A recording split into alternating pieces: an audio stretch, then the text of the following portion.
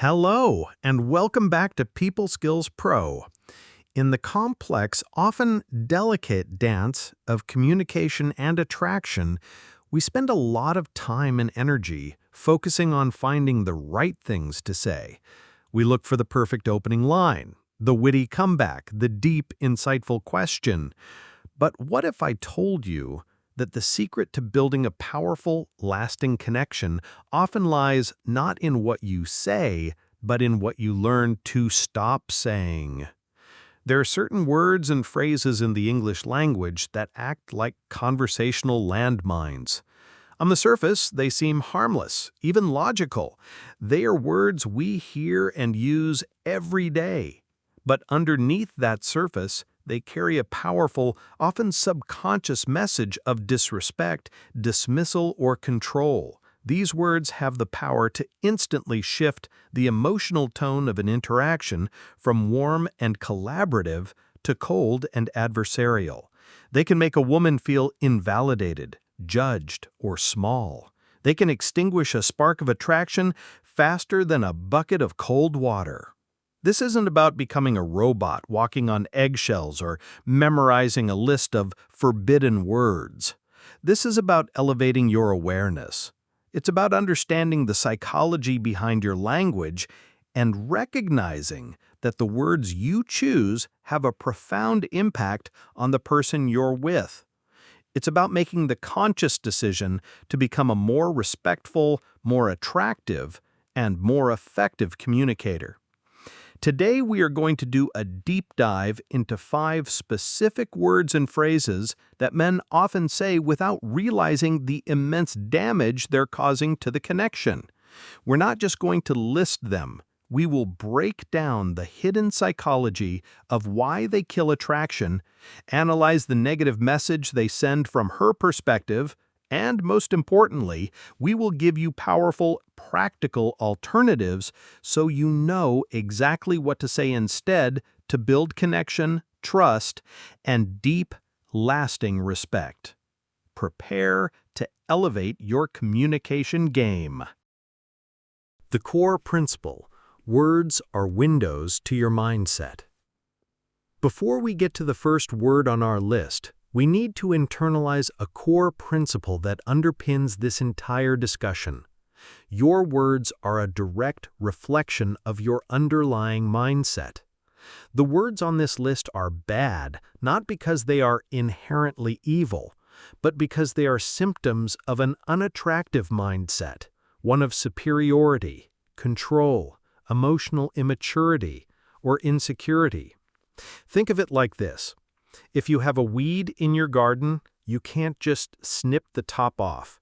It looks better for a day, but the root is still there, and the weed will grow back. Mechanically deleting these words from your vocabulary is like snipping the weed.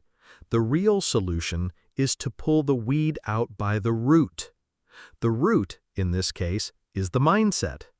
The goal isn't just to avoid saying relax. The goal is to stop being the kind of person who feels the need to control another's emotions. The goal isn't just to avoid saying should. The goal is to let go of the need to judge and direct and instead to adopt a mindset of curiosity, validation, and partnership. When your mindset is right, the right words will follow naturally.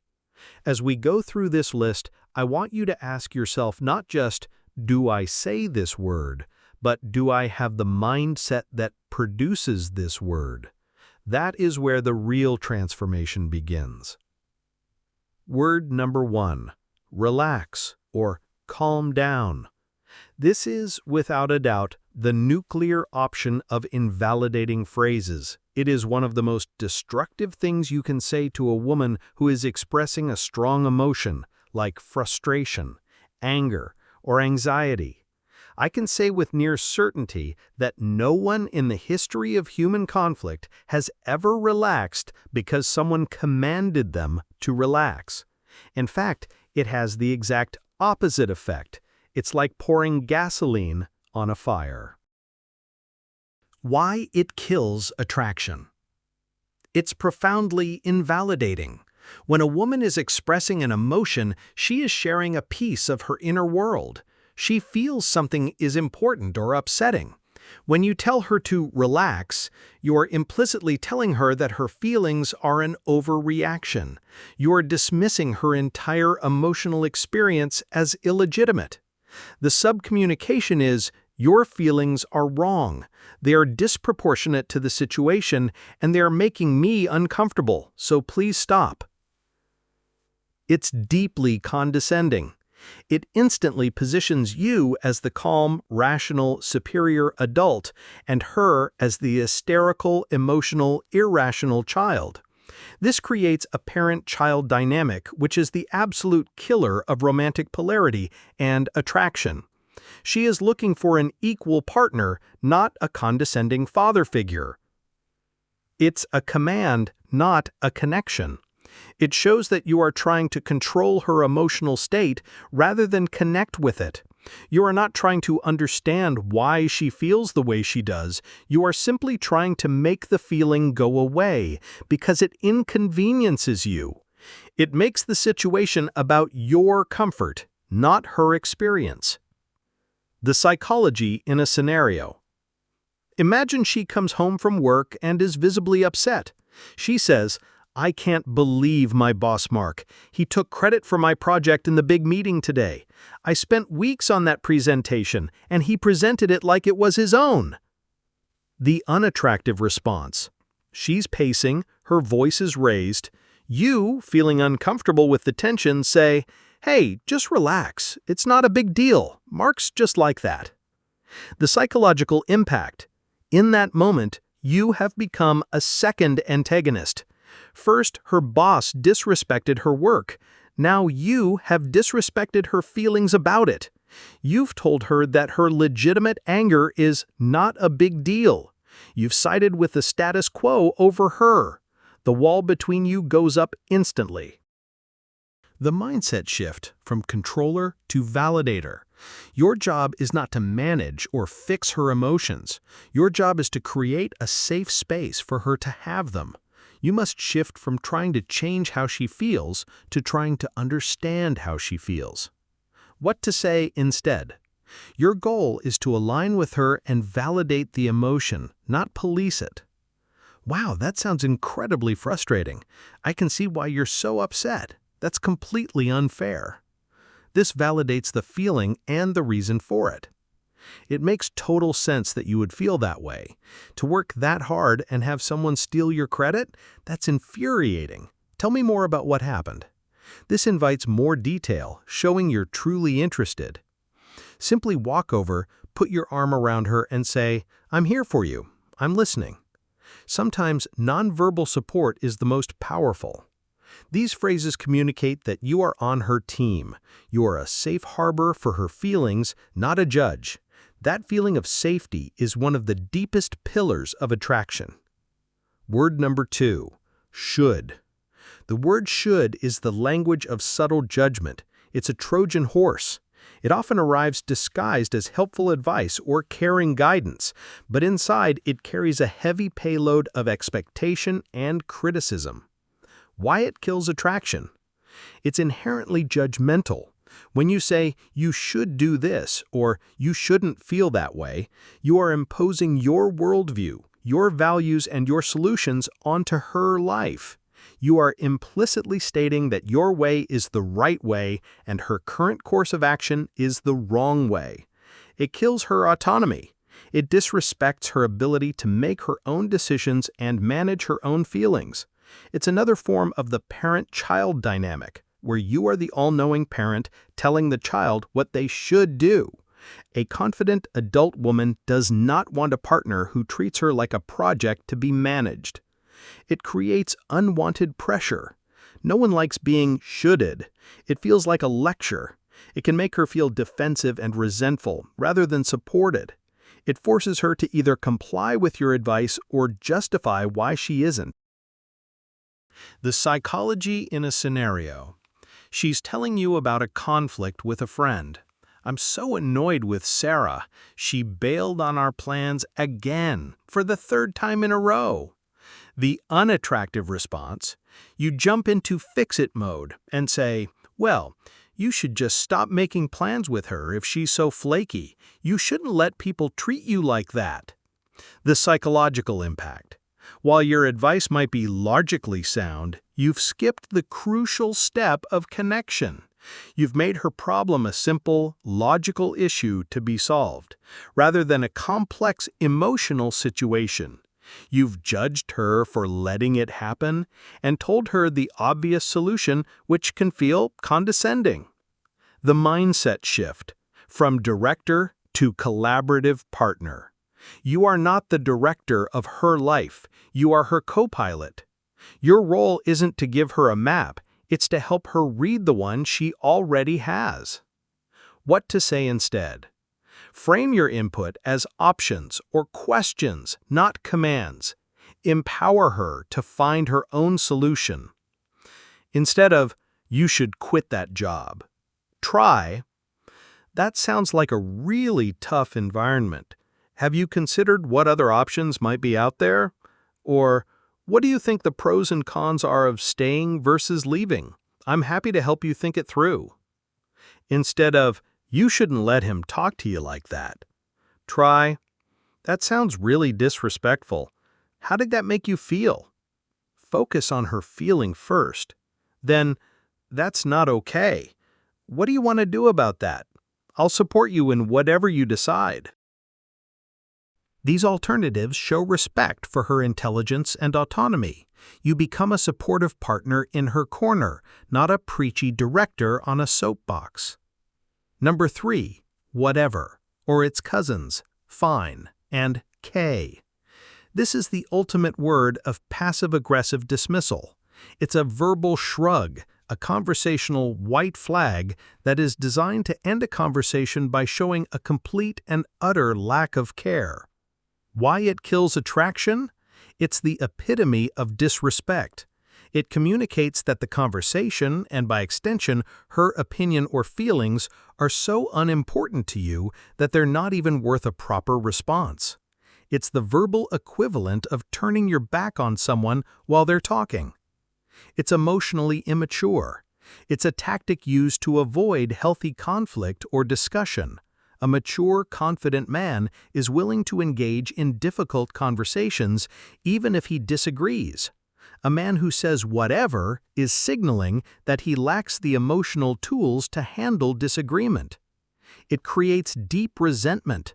It leaves the issue unresolved and makes her feel completely shut out and insignificant. It's a stonewalling tactic that builds a thick, high wall right in the middle of the connection. The psychology in a scenario. You're discussing where to go for dinner. You want steak, she wants sushi. The conversation goes back and forth for a minute. The unattractive response, feeling frustrated that you're not getting your way, you sigh and say, whatever, let's just do sushi. It's fine. The psychological impact? You may think you're ending the argument by giving in, but you've just poisoned the entire evening. You've communicated that you're not happy, that her choice is an annoyance, and that you're now going to dinner resentfully. She feels like she has won a fight she didn't want to be in, and now has to manage your sulking. The attraction is gone. The mindset shift, from passive avoider to direct communicator. A mature man communicates his needs and desires directly and respectfully, and he can handle not getting his way without resorting to passive aggression. What to say instead? Be a grown-up and communicate directly and honestly. If you disagree, I see it differently. From my perspective, if you don't have a strong preference, honestly, I don't have a strong opinion either way, so I'm happy to go with what you want. Notice the difference in tone from a dismissive, fine. If you need space to think, you know what? You've brought up some good points. Can I take a little time to think about this and we can talk about it later? In the dinner scenario, you know, my heart is really set on steak tonight, but I can see you really want sushi. How about we do sushi tonight and we promise to hit up that steakhouse I love next week? This is a compromise that honors both desires. Direct, honest communication builds respect. Passive aggression destroys it completely. Word number 4, actually. This word is the subtle red flag that often signals the beginning of mansplaining. It's a seemingly innocent adverb that, in context, becomes a tool for establishing a hierarchy of knowledge, with you at the top. Why it kills attraction. It's arrogant. It positions you as the expert who is about to correct her and drop some superior knowledge. The subcommunication is, what you just said was cute but wrong. Here's how it actually is. It implies she is misinformed or naive. It completely invalidates her contribution to the conversation. Instead of building on her point, yes, and you are erasing it and replacing it with your own. No, but. It creates a competitive dynamic. It turns a collaborative conversation into a debate or a lecture where you need to win or be seen as the smartest person in the room. This is not how you build intimacy or rapport. The psychology in a scenario. You're talking about a movie you both saw. She says, I thought the ending was a little confusing. The unattractive response. Actually, it makes perfect sense if you understand that the director was paying homage to German expressionism. The symbolism is quite clear. The psychological impact. You may think you're sharing interesting trivia, but you've just made her feel stupid. You've dismissed her valid feeling of confusion and replaced it with a display of your superior knowledge. She will now be hesitant to share any other opinions for fear of being corrected again. The mindset shift from corrector to contributor. Your goal is not to be right, it's to connect. Shift your thinking from how can I correct her to how can I add to this conversation in a collaborative way. What to say instead. Present new information as a contribution, not a correction. Build on her reality instead of replacing it. That's a really interesting take. I can see why it felt confusing.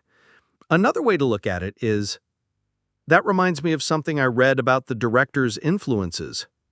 I felt that way too at first, but then I read that the director was trying to do X, Y, and Z. What do you think of that? From what I understand, the intention was, these phrases allow you to share your knowledge without dismissing hers. It turns a potential conflict into a collaborative exploration of a topic, which is far more engaging and attractive. Word number 5. Sorry? The aggressive question. This is not a genuine apology. This is not a polite request for clarification because you didn't hear something. This is the sorry that's delivered with a sharp, incredulous, and challenging tone. It's an attack disguised as a question. Why it kills attraction. It's highly passive-aggressive. It's an indirect and deeply condescending way to express disagreement, shock, or judgment. The real meaning isn't, I didn't hear you. It's, I can't believe you just said something so ridiculous. Say it again so I can properly judge you for it. It's disrespectful and demeaning. It forces her to repeat herself while feeling defensive and foolish. It's a power move designed to put her on the back foot and make her question her own words. It's a cowardly attack. It's a way to attack her opinion without the courage to state your own disagreement directly. You're using a question to launch a missile of judgment. The psychology in a scenario. She expresses a political or social opinion that you strongly disagree with. The unattractive response, you stop, look at her with wide eyes, and say in a sharp tone, sorry? You think what? The conversation is now over. You have declared war. She is now either going to fight back or shut down completely. There is no possibility for connection or understanding. You have shown that you cannot handle a difference of opinion without resorting to condescension. The mindset shift from adversary to curious explorer. A mature man understands that two good people can disagree. He doesn't need to destroy an opposing viewpoint. He seeks to understand it, even if he doesn't agree with it. What to say instead? If you disagree or are surprised by something she said, be direct, calm, and respectful. I'm not sure I agree with that. Can you tell me more about why you think that? I'm interested in your perspective. That's a surprising take. I've never thought of it that way before. Help me understand where you're coming from. We might have different views on this one. My understanding is these responses open the door for a real adult conversation where you can explore differences of opinion respectfully without making her feel attacked. This ability to handle disagreement with grace is a sign of immense confidence and is incredibly attractive. So let's bring it all together. The words we use are incredibly powerful. They are the tools we use to build bridges of connection or walls of resentment. Relax, should, whatever, actually, and the aggressive sorry are all words that tend to build walls. They are symptoms of a mindset rooted in control, judgment, immaturity, and disrespect. The alternative, the path to becoming a truly attractive communicator, is to operate from a place of validation, curiosity, and partnership. It's about listening to understand, not just to reply. It's about respecting her autonomy and valuing her perspective, even when it differs from your own. It's about being her partner, not her parent, her director, or her adversary. When you eliminate these 5 phrases and, more importantly, the mindsets that produce them, you're not just avoiding mistakes. You are actively becoming a more attractive man, one who is a safe, supportive, confident, and engaging partner. That is the man women are drawn to. If you found this deep dive helpful, please do me a favor and click the like button and subscribe to People Skills Pro for more practical advice on building better connections. Thank you for listening.